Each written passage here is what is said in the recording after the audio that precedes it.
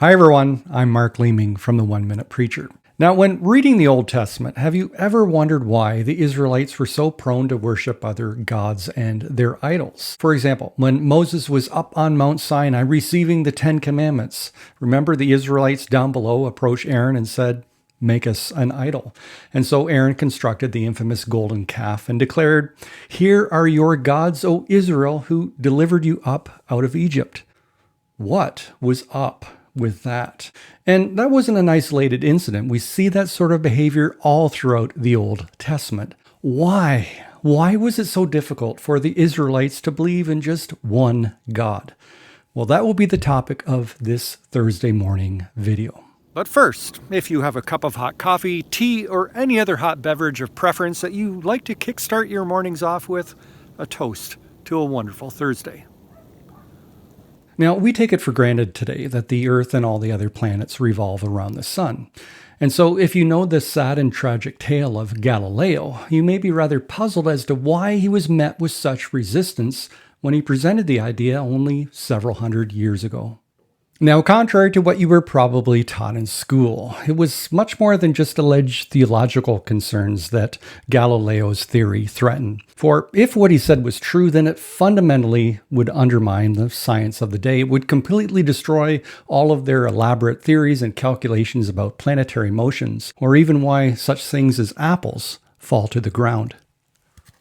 It called into question the ancient Greeks upon whom all of this scientific understanding stemmed from. In short, taking the Earth out of the center of the solar system would be like taking that one card out that causes a whole house of cards to come tumbling down. And in a similar way, that was the effect of believing in only one God in Old Testament times. While we take the belief in one God for granted today, it was a radical concept back then, which threatened to undermine everything that people thought was true, not just about the divine, but about the world as well. You see, the prevailing idea held by all of the advanced cultures back then, such as Egypt, was that the world was governed by countless gods and goddesses, and each one of them controlled certain spheres of influence over, say, fertility, health, crop yield, victory in war.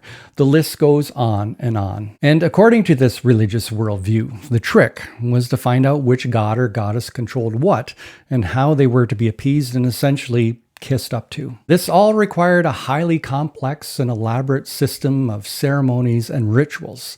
And failing to do so would bring disaster not only on you, but your family and community as well. But then along came the Occam's razor of the divine, the radical belief that there is only one God who's in control of absolutely everything.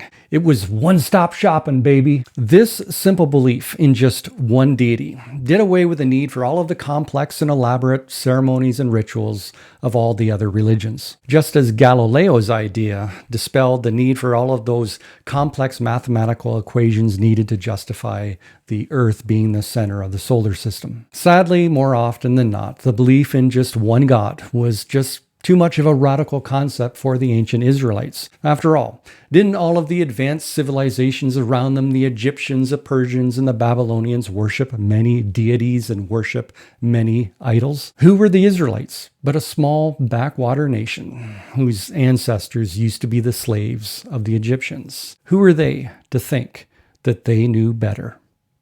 Now, if you still have some coffee left, you may want to watch one of those other videos over there. Thanks so much for taking the time to watch this particular video. Please do give it a thumbs up and a share. If you haven't already, please do consider subscribing as I come out with a new video every single Thursday.